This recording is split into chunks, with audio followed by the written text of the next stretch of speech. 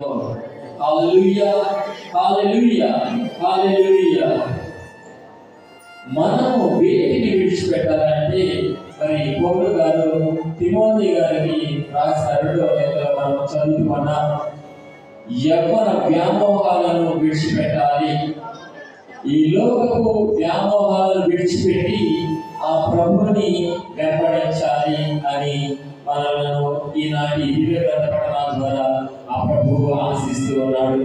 పవిత్రమైన హృదయంలో ప్రభువు యొక్క సాయం కోరి వారితో పాటు నీతి, విశ్వాసము, ప్రేమ, శాంతిను వారికై మనం శ్రమించాలి.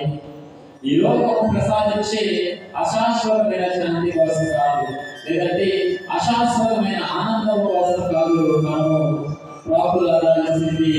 మరి నీతి కోసము, విశ్వాసము కోసము, దేవుడు ప్రసాదించే ప్రేమ కోసము, ఆయన ప్రసాదించే శాశ్వతమైన శాంతి కోసము మనం ఈ లోకంలో మనము ఆ ప్రభువు నుంచి కోరుకోవాలి. ప్రియ సహోదరి సహోదరులారా, మరి రెండవదిగా మరి క్రీస్తును వెంబడించాలి. మరి అపోస్తలుడైనటువంటి పౌలు ఏ విధంగా అయితే మరి క్రీస్తుకు వ్యతిరేకంగా మరి తాను జీవించున్నాడో, మరి క్రీస్తును తెలుసుకున్న తరువాత తన యొక్క జీవితాన్ని ఏ విధంగా మలచుకున్నాడో ఆ విధంగా మనం ఈరోజు మన జీవితాలను మలచుకోవాలి.